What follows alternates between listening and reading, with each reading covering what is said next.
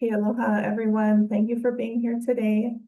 I'm going to turn over to our director, Ed Sniffen. We really appreciate everyone's participation in learning about the Energy Security and Waste Reduction Plan. Excellent. Thank you, Laura. Hello, everybody. Aloha and good morning. Ed Sniffen with Hawaii DOT. You'll see our whole team here today, all of our program leads to talk about this energy security and waste reduction plan. Keep in mind, this is the first draft of this plan.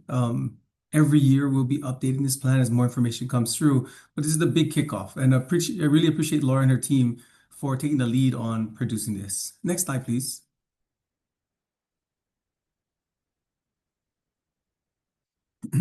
So we talk about this plan. We'll go through all of our different modes. Different program managers will be speaking to each mode.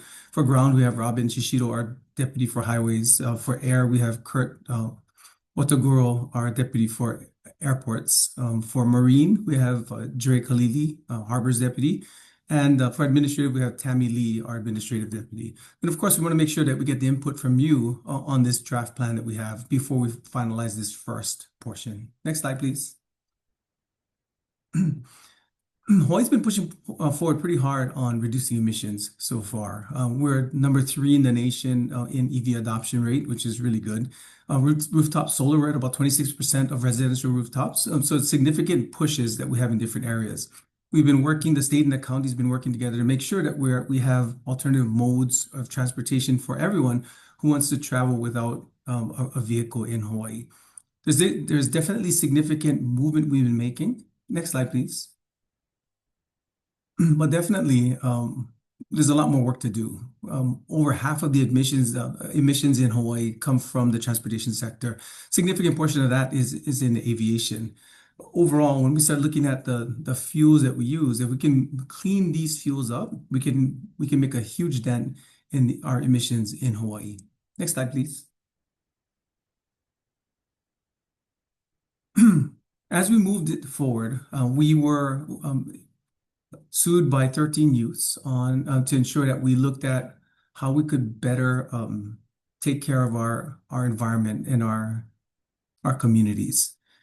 Since this suit, we settled the suit with the plaintiffs and made sure that we set up a settlement that pushed us forward on our climate goals and our emissions reduction goals. The great thing about this suit is it showed that we're all looking towards the same goal. We just weren't on the same page on how quickly we should move. What this suit does for us is it accelerates a lot of the improvements that we're going to make and made sure that we have a platform and a plan to do so. And this plan that you're seeing today is kind of the fruits of that and the big first step in ensuring that we can get to our 2030 and 2045 goals. I'm going to turn it over to Laura now, who's going to go a little bit more into detail about the details of the plan and the milestones that we need to hit. Aloha, everyone. Laura Ka'akua. I'm in HDOT's administrative mode. Next slide. So the plan sets forth the settlement agreement sets forth a number of requirements to be included in our energy security and waste reduction plan. Most importantly, it asks us to develop and implement a comprehensive statewide plan to reduce emissions from Hawaii's transportation sector on a timeline that aligns with our existing state law. So a 50% reduction in emissions levels by 2030 from 2005 emissions levels and reaching net negative emissions by 2045, meaning that we capture more carbon than we emit. And these laws apply to all sectors. And our plan puts forward a pathway to reach these targets and get at least very close to reaching the 2030 target. The requirements of the settlement agreement also include various interim targets that are included in our plan, such as specific benchmarks for reducing vehicle miles traveled. Next slide.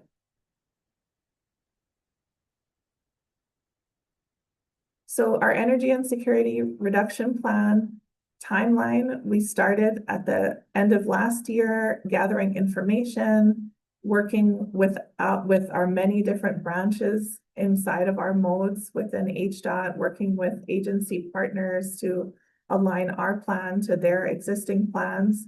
And this year we consulted with agencies and industry partners, and we've published a draft plan at the end of June. We're now in the public comment period, and we will have a final plan published at the end of August.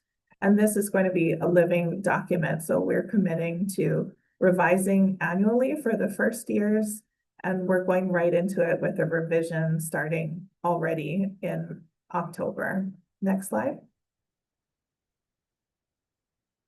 The pillars of our plan are emissions reduction, energy security, especially since we're an island state, and affordability. And we've used these pillars to prioritize different strategies in our plan and to find balance between all three. Next slide.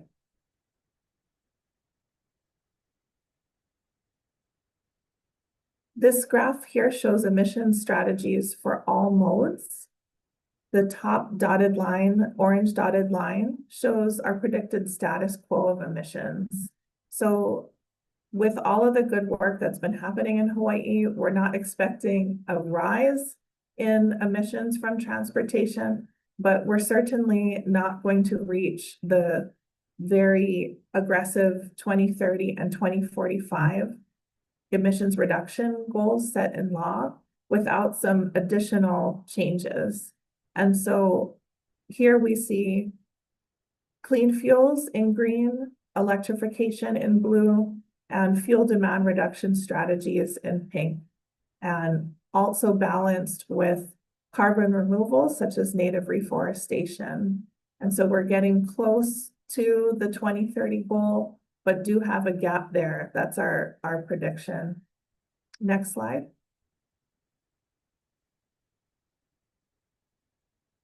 In drafting our energy security plan, we're finding that there are priorities that span across all modes of transportation. One is implementing the right legislative low carbon fuel framework for Hawaii. Another across all modes is increasing use of electric vehicles as well as equipment.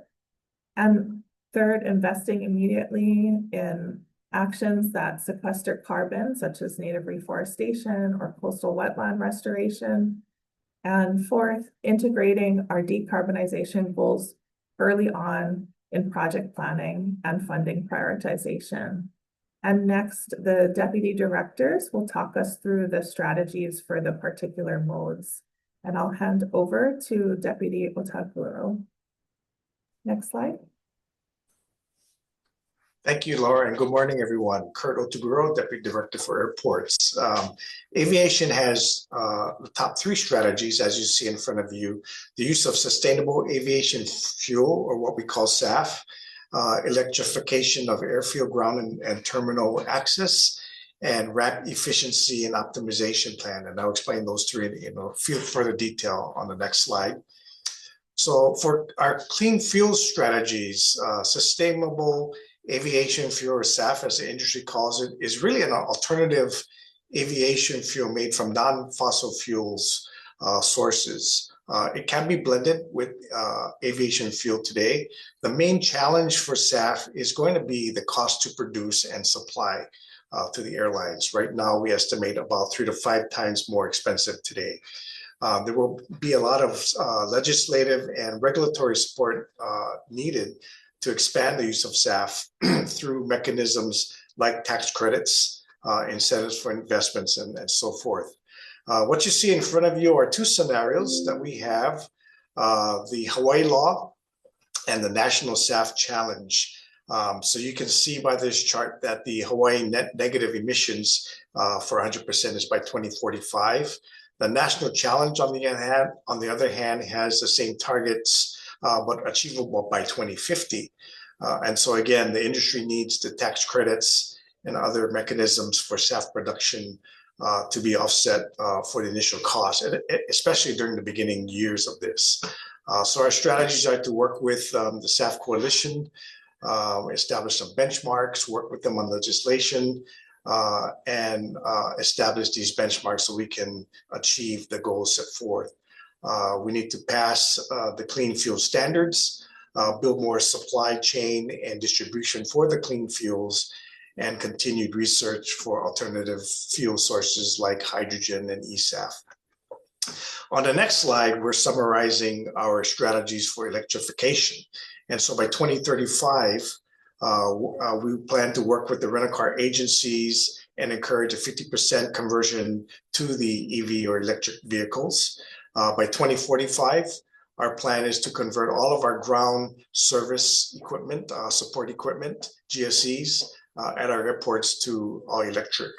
And through that, we will continue to work with the industry on R&D, research and development for electric aircraft, ground service equipment to electrify those that power the planes while they're waiting at the gates, continued conversion on our runways and taxiways for LED apron and other lighting necessary.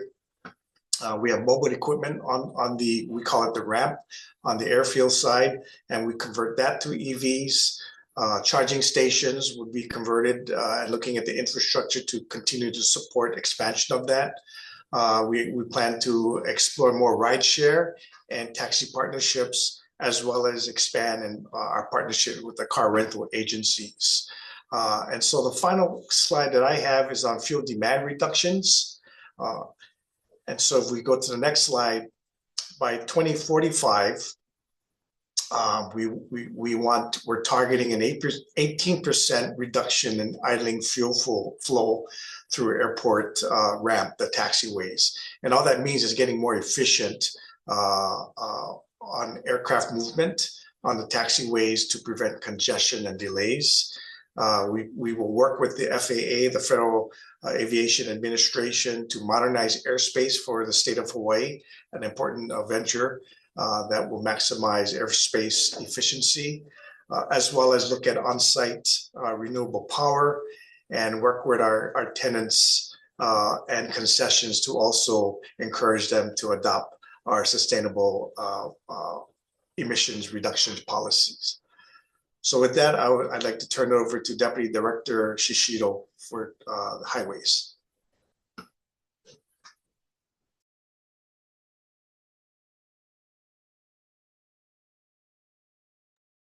Hi, thanks, Kurt. And good morning, everybody. Again, Rob Shishido, Deputy Director for Highways. For ground transportation, our top three strategies include the use of electric vehicles statewide, expanding transportation choices, and using low carbon fuels for heavy duty trucks. Next slide, please. So the top strategy in order for us to meet our targets is electrification of fleets. And looking at some benchmarks, in 2030, looking at 81% of new light duty vehicle sales being battery electric. In 2035, having 100% of state and county fleets transitioning to zero emission vehicles. And then also in 2035, having 100% of new light duty vehicle sales being battery electric. Some of the strategies on how we can get there, of course, is having the electric vehicle charging stations available statewide. We can also look at different incentive programs, on purchasing EVs or trading in your older ICE vehicle for an EV. And also, one of the concerns that's come up is what do you do with the batteries of these vehicles as they get older? So look at how we can, secondarily use these batteries for storage and also in a recycle and disposal program. As Kurt mentioned, they're already talking with the rental cars to convert their fleets, but also we want to engage with the transportation network companies, which is a Lyft and Uber, and see how we can get their fleets also to be battery electric. Again, another strategy is just sales tax exemptions for EVs, and again, the light duty fleet conversion, which, here at Highways, we started our fleet conversion in 2019. We started off with 4 Chevy Bolts, and as of today, we have 93 EVs within our fleet, and with another 20 more light duty trucks coming in. Next slide. So again, with trying to meet that top strategy of converting to EVs, having the public charging infrastructure is critical. In the IIJA that came with the last transportation bill, there was a National Electric Vehicle Infrastructure Charging Program. And with that, Hawaii got 17 million in federal funds, and we were able to so far open 2 public charging stations, DC fast charging stations, one on Maui and one on Oahu. And later this year, we'll be starting construction on additional charging stations on Maui, Oahu, Kauai, and Hawaii Island. And in total, we'll have 11 of these fast DC charging stations throughout the state.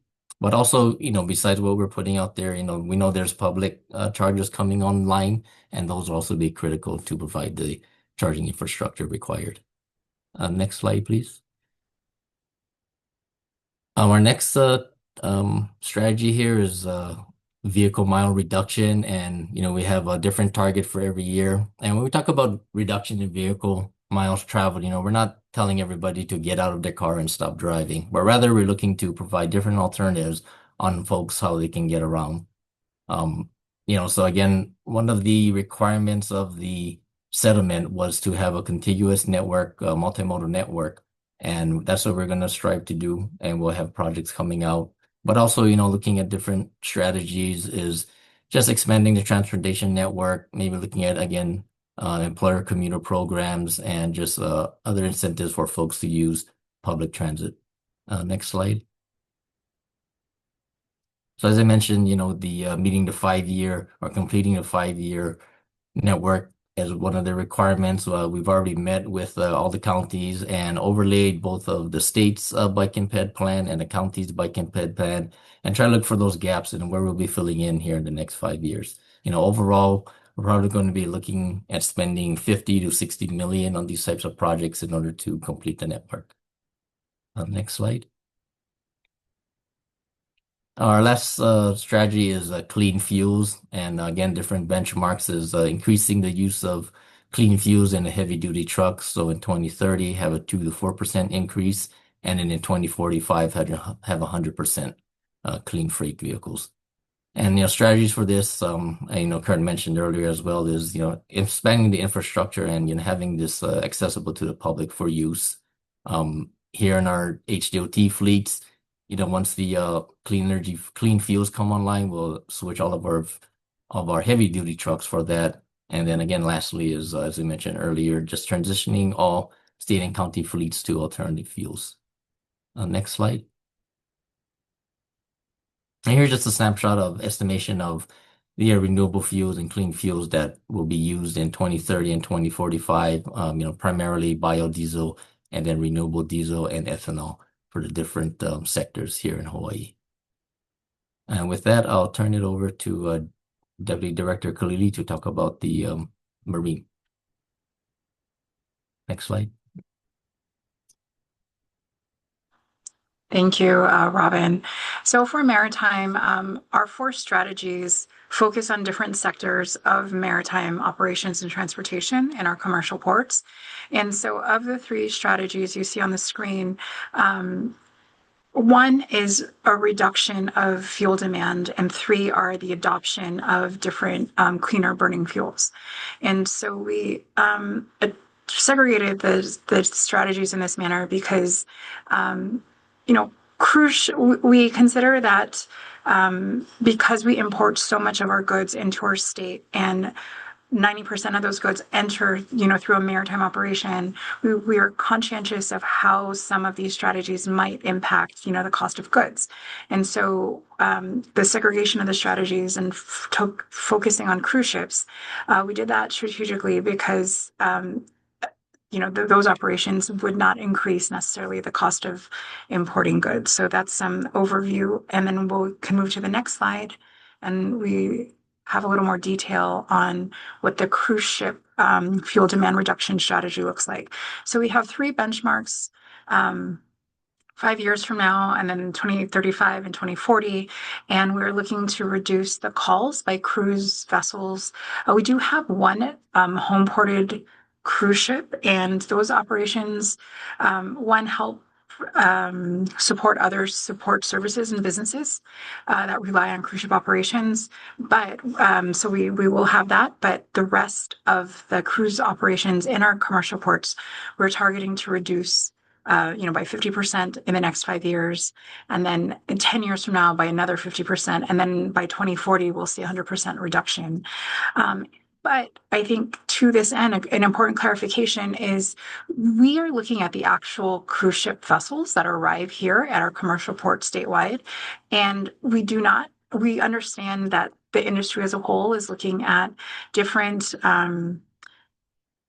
goals to convert fleets to have vessels that are dual fuel, that can burn cleaner fuels, that are equipped for shore power.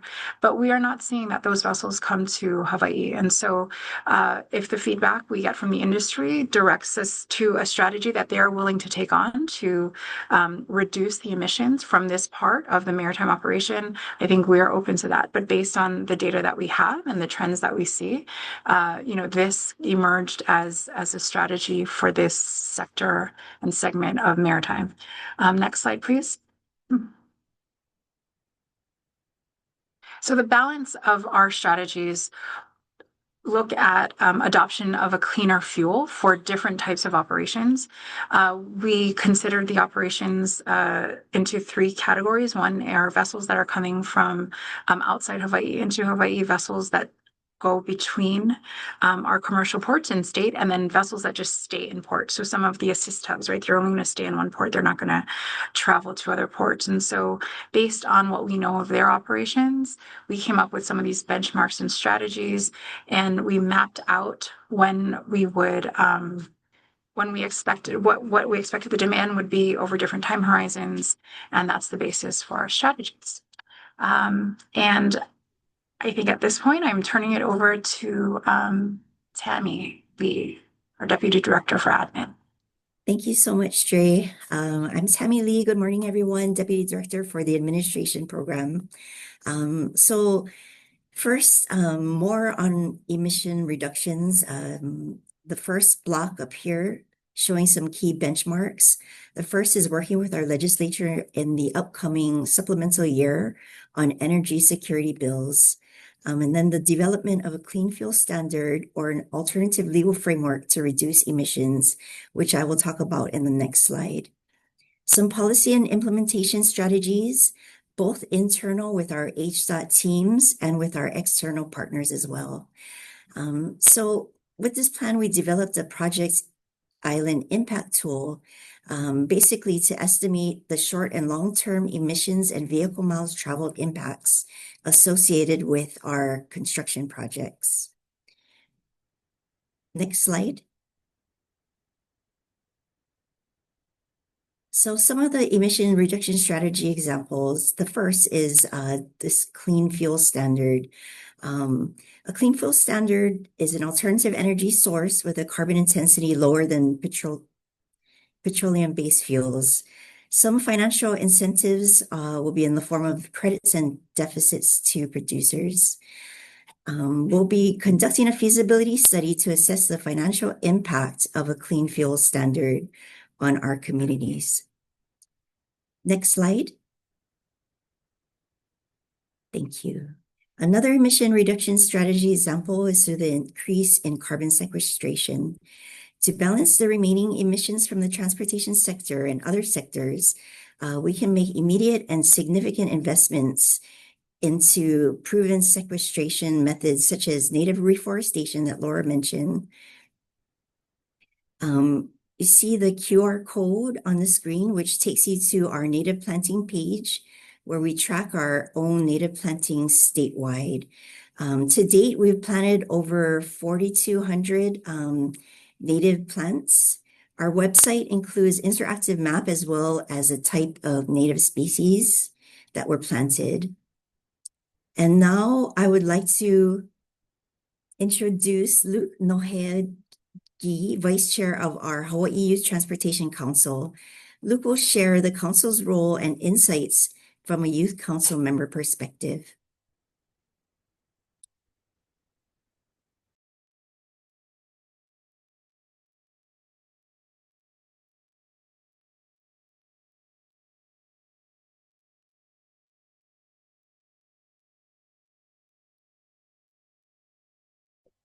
Aloha mai kako, everybody. As Tammy just explained, my name is Luke Nohea G. I serve as the inaugural vice chairperson of the Hawaii Youth Transportation Council. So these are just some general demographics about the council itself.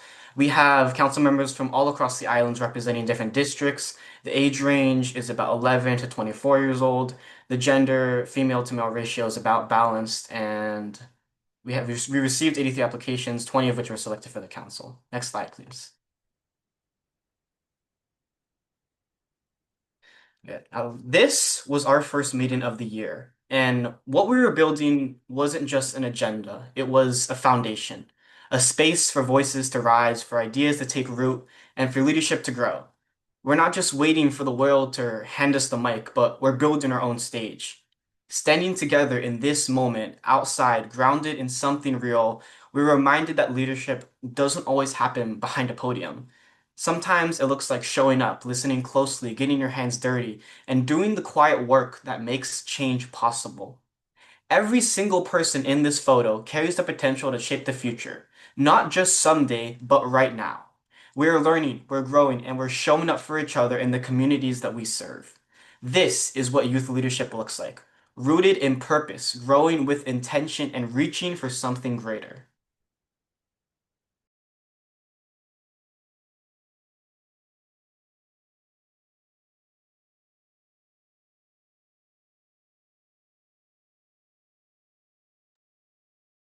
Awesome, Luke. Really appreciate it. Really appreciate all the work that our youth council is doing for us out there. Tammy, you can finish this last one up? Or is this ours? This is Yeah, mine. no, Okay, thank you, got Ed. it. I Okay, appreciate it. Thanks, yes. Luke. Really appreciate you on making sure that we had the youth council come out and show our partners that are working on this with us. For the group, the youth council, absolutely amazing group of young individuals that show up on their own time, make sure they feed into the draft plan that we're working on, and also on discussions on how we move forward as an agency for DOT. This next slide shows generally the next steps on where we're going to go from here. The draft plan, how we finalize, and how we move forward on all of our collaborations.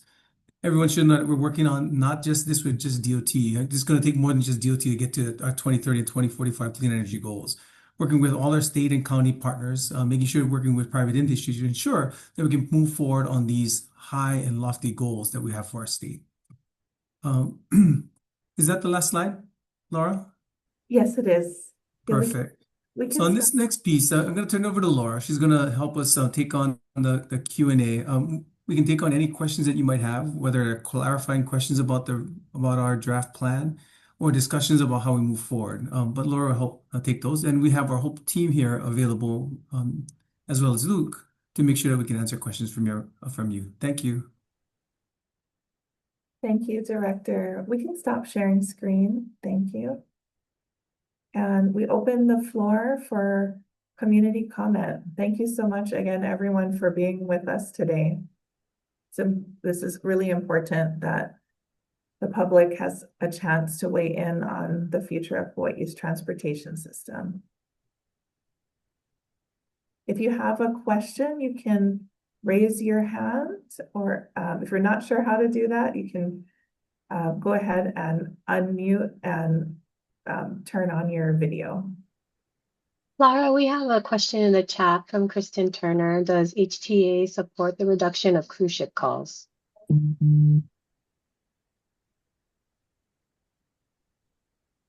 Hi, Laura. Thank you very much. It's good to see all of you. Good to see you, Ed, in particular. Really appreciate the work that you've done on this. I would love to know how the other agencies are working with you. I know you've worked very closely with HSCO when I was there, and I trust that that's continuing. But particularly HTA, with regard to the cruise ships, I can imagine you're going to get a lot of pushback from the cruise ship industry.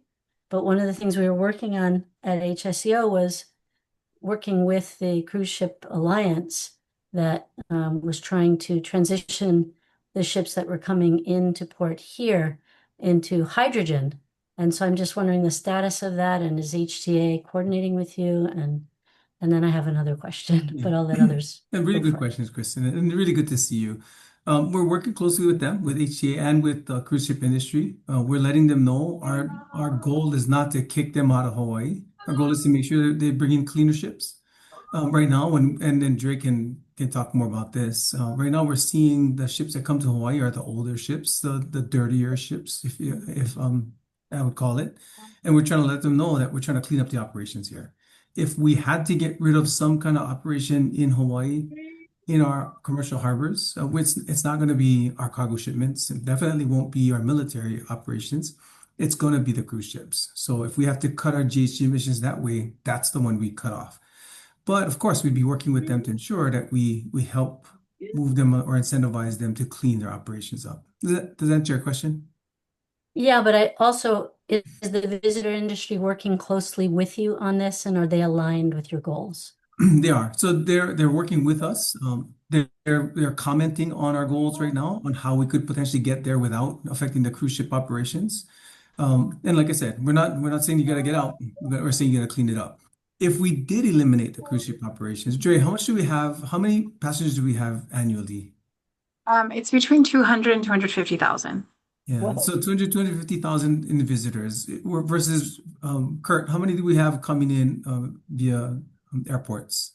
Employments are 19.2 million last fiscal year. Yeah, so we look at the 20 million versus 200,000. We know some of them will rebook on the airlines to come down. So I don't think it'll be a big visitor industry hit. Now, there definitely are businesses that support the cruise ship operations that we would have to work with to ensure that we can minimize any potential impacts to those industries. But in general, the numbers work for us to get to the cleaner operations and minimizing the economic impacts. I know one of the visions was to really have Hawaii be a model for the new cruise ship that are using alternative fuels. So I hope that works out for you, and I hope they're continuing to support and align the calls in Hawaii so that we can highlight us being, on the forefront of getting to the clean energy goals. So thank you for the work you guys are doing. Thank you. Good to see you. Good to see you, Jay. Our next question is from Bobby Best. Bobby, you can go ahead and unmute and turn on video. I hope I did. Oh, there's my picture. I don't usually get that. I was going to start by appreciating your plans to reduce emissions, but I didn't know how I would tear up so much from especially Ed Sniffin's and Luke's presentations. Because I was a librarian, public librarian for years, and we would get books on the environment and ecology, and people wouldn't read them, and a new edition would come out. We'd have to get rid of the old one, put the new one, and people just were not interested. And personally, I'm pretty much a vegan. I don't even fly on planes. I got a Prius in 2002. But we need the government, obviously. And so I wonder, I read this, what is it called? The draft that you just put up, and noticed that you had strategies on page 88. And I wondered if you know about carbon cashback, because that's the main environmental group I work with. Do you know about carbon cashback? Well, I'm glad I came. The idea is that we price carbon, which happens around the world, but it's cashback because once we put a fee on fossil fuels that are imported into our state, of course, they're going to raise their prices. And so we're going to take that fee and give it back to our residents, because this program has very little administrative costs. In fact, it's budget neutral. It just piggybacks with the barrel tax. And we've been trying to get this through the legislature for some years now. One year it passes the Senate and not the House, and the next year vice versa. We got a bipartisan resolution, but there's some roadblocks. And I think this year might be the year that it goes through. Let me tell you the bit of history that legislature asked UHERO, University of Hawaii Economic Resource Office, to study this policy. They came up with the idea, with the information that it will reduce emissions by 10 to 13%. That's not a lot, but that could move us over to reaching our goals. And it will also move people to renewable energies because they will cost less in comparison with fossil fuels. Because we've been working on this and tweaking it for some years, at least 5, it's ready to go. It's ready to be implemented. It's efficient. It has proven its value in places like Canada, who have tried this carbon cashback policy. It's progressive. Most people, the UHERO study said, will come out ahead financially, particularly the low to middle income families. So it's progressive. And where'd my other notes go? It will complement other policies, and like the ones you're talking about. Oh boy. Help us meet our efficiency and emission goals. I'll hear this. My other notes. We think the reason this year is our year is because of the budget reconciliation bill federally. And so all the states are going to have to make up the shortfalls in services. Our bill can do that because we have visitors who are going to pay the higher fuel prices, but they aren't getting the refund, the dividend, the cash back. So there will be extra money that the state can use for hopefully for environmental purposes. So it will generate funds. And let's see, so everywhere, including transportation sector will be affected. And the 2022 Hawaii Tax Review Commission, this was their #1 recommendation, carbon cashback. So we hope you consider that and maybe add it to your strategies on page 88 of your your document. Definitely happy to consider. Bobby, we'll connect up with you and try and see if there's legislation that was passed in other states or other areas that you could send to us as drafts, so we can start looking at it and seeing how we cater something to the next legislative session. The intent of getting this draft report together to finalize prior to next legislative session is to ensure that we can look at the types of legislation that'll be necessary for us to hit our 2045 goals. And it sounds like something that we should consider. Actually, it hasn't been tried in any other state. In fact, it started out federally. There's a group called, I'm not young, Carbon Fee and Dividend is the main, and that's national, and it's not getting anywhere. I mean, it started out bipartisan. It's got more supporters and co-signers, but still it hasn't passed. So in Hawaii, we decided we're the only state that called it a climate emergency. Maybe if we can get it passed in our state, we'll be a model for other states. But it has worked in British Columbia. Politics got some backlash because, there's fossil fuel industry is supporting and lobbying and giving a lot of money for us to not have this work. Yeah. So we can send you where it's worked, but it's not in the United States. That's perfect. Because part of the last legislative session's resos that came out was requiring DOT to do a feasibility study on clean fuel standards. And part of that study is going to be to consider cashback options. So whatever information you have would be good that would feed into the study that we're already doing. So who do we send those to? To Laura. And Laura, Arka, how do you get information to her?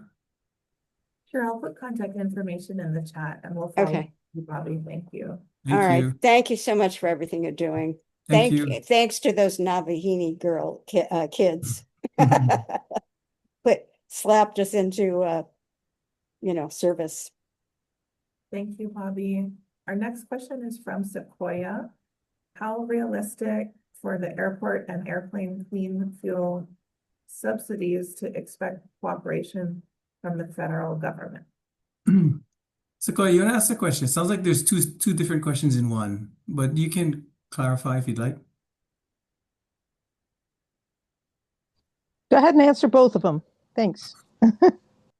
So it sounds like the first question is how realistic is it for the airlines to convert to clean fuels? The answer is highly possible because they're looking at a 2050 goal that they're trying to hit already. Trying to align to our 2045 goals will be the difficulty, and for them to accelerate things by 5 years could cost a lot. So they're going to be writing in comments to this draft report as well to let us know what the economic impacts would be by hitting the 2045 goals. Second question looks like if we expect cooperation from the federal government. Overall, when we start talking about Hawaii with the federal government, we make sure that they understand that we're different from every other state, except for Alaska, of course, because we're non-contiguous. We're the most dependent on fossil fuel imports in the nation. And we know we have to balance out our energy profile for us to be self-sufficient. And not just for the residents of Hawaii, but for the bases that are on Hawaii that support and protect the Pacific theater, protect the US from China. So when we talk to the federal government about our push towards alternative fuels that we can create in Hawaii, fuels that burn cleaner, they understand we're pushing towards energy security, not just GHG emissions reduction. So the government's been very supportive so far. Thank you for your question. We have a question from Theodore Metros in the chat. Theodore, did you want to come on video and unmute to ask your question?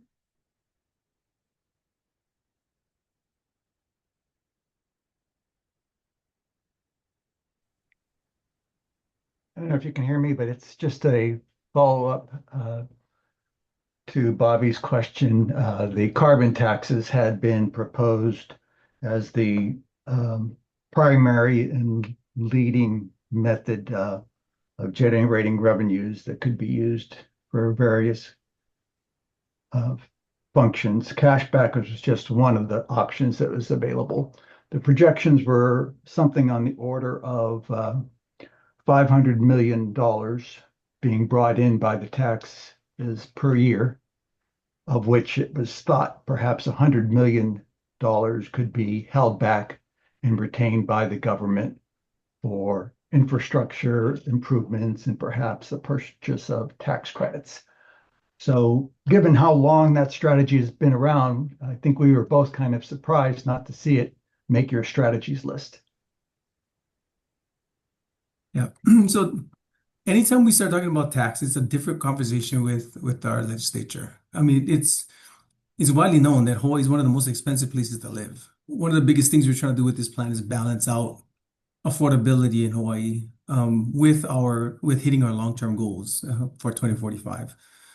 A carbon tax would be very difficult for us to push right now.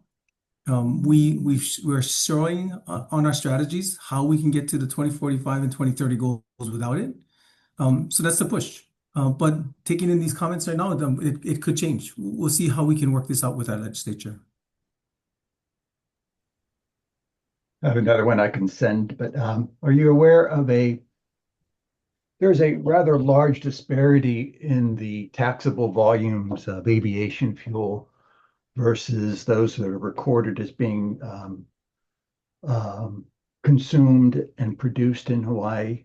The list that was presented in the table showed 410 million gallons of SAF required, and yet DOTAX only reported 263 million gallons of taxable aviation fuel. That's a huge gap. Something is grossly off in those estimates. but the tax base is not as rich. And perhaps the reductions that are being sought after are not as great as projected as well. Yeah, we can check on that. Thanks, Theodore, and thanks for your putting your question with specific numbers in the chat as well. And does anyone else have a comment or question? Feel free to raise your hand or just unmute and come on video.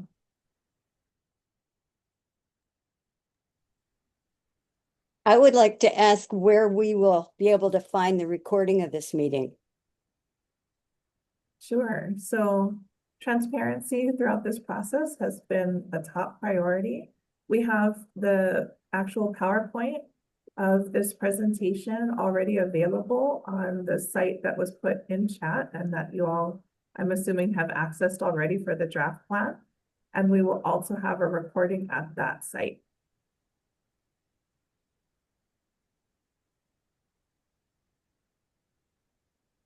Any other comments or questions?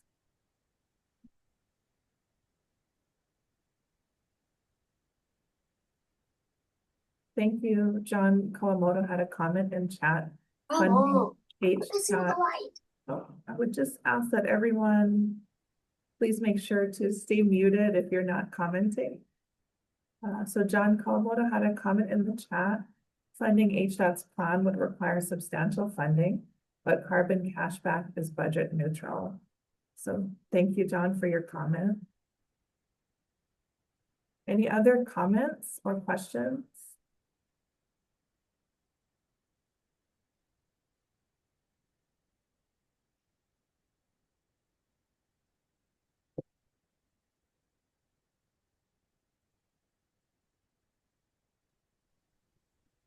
Laura, maybe we can finish Okay, by just letting everybody if know. I may, sorry, Ed, I don't mean to cut you Oh, of off. course.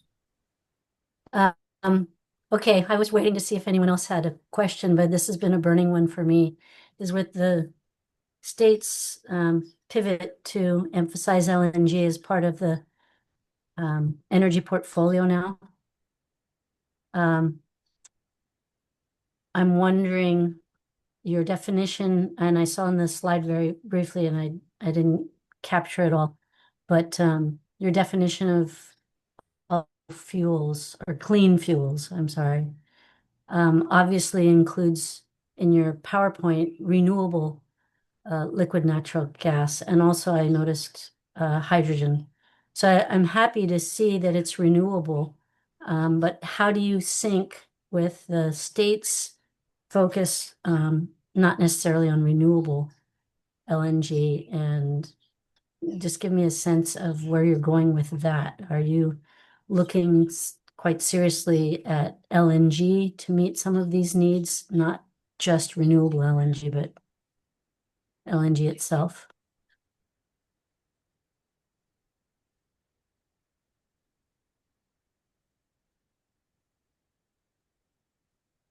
Sorry, Kristen. Sorry, go ahead. Go ahead, Laura. I just wanted a little clarity on your question, Kristen. So you're wondering about whether we're only focused on renewable LNG, or can you just maybe reframe? Yeah, exactly. Understand you. Are you only focused on renewable LNG, or are you looking also at LNG, since that's part of the state's focus now? So we've included in the plan, I think hopefully a very helpful list of all of the different types of fuels. It can get really technical. I know you're coming from the State Energy Office, but I think for a lot of people, this discussion of clean fuels is all new. So we've included that in there. The focus is on renewable fuels, right? Our end goal is to get to a place where we're on electric power with renewable fuels as this power source, as well as very clean fuels, but there will be a transition. So the focus is on renewable LNG. And we do have, I guess, transition of fuels expected, so that all will be cleaner than what is currently being used, right? In our plan, all the recommended fuels are cleaner, but we do expect that that will increase regularly as different blends and fuel sources become available to Hawaii. Yeah, so Okay, short thank you. I answer, appreciate that. short answer, Good to hear. LNG, it's not, some of it's not going to be renewable and LNG in the beginning. And we know that. We're going to move forward in support of this administration's push, our green administration, and what's available from the federal Trump administration as well. What we're looking for from the Trump administration is significant funding to build out infrastructure for LNG. And if we can be successful with that, and that LNG infrastructure can be utilized for future fuels like hydrogen, all the better for us. Thank you. I appreciate that clarification. Thank you, Kristen, for your question. Do we have any other questions or comments?